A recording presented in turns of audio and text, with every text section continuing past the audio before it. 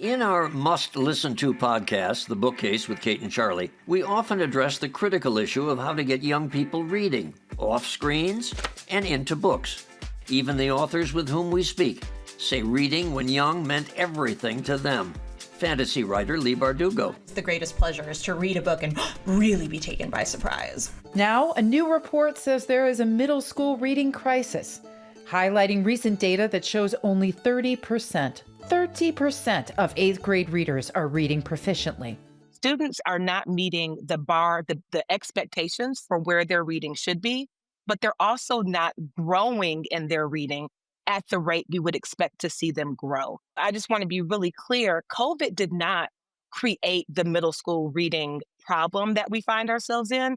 It exacerbated it. If it isn't COVID, why do you think we're having a crisis specifically in the middle school years right now? Reading means the mechanics and the comprehension. In the secondary grades, students in most places move from having a standalone reading teacher to having multiple discipline-specific teachers, and none of them have the burden of teaching reading. So the problem compounds. Two authors who have been wildly successful with books for middle schoolers.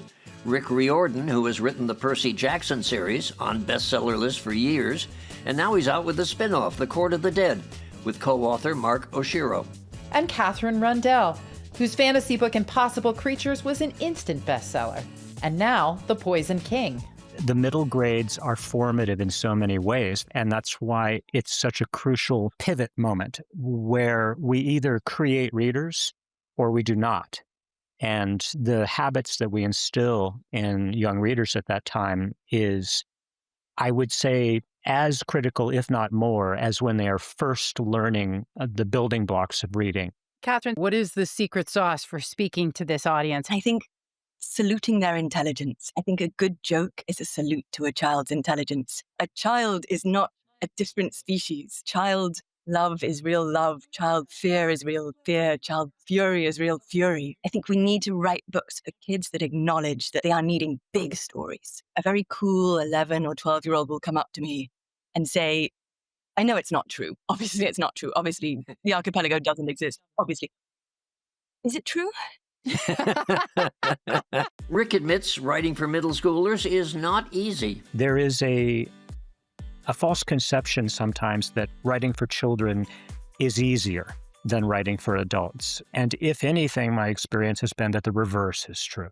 It is very challenging to write well for children in a way that they want to stay up after bedtime under the covers with a flashlight to continue the next chapter. Rick and Katherine agree. Reading at home, outside the classroom, is critical. I think the most important thing that we as adults can do is model reading at home. We don't have to stop reading stories with our children when they're 9 years old. We can continue to read with them. And that does mean doing the voices, and it does mean really committing to the bit. And also, I think never taking a book away from a child, because what they're getting is that muscle of delight in words. What we want is for them to associate words and just real lasting pleasure. For Good Morning America, I'm Kate. And I'm Charlie Gibson.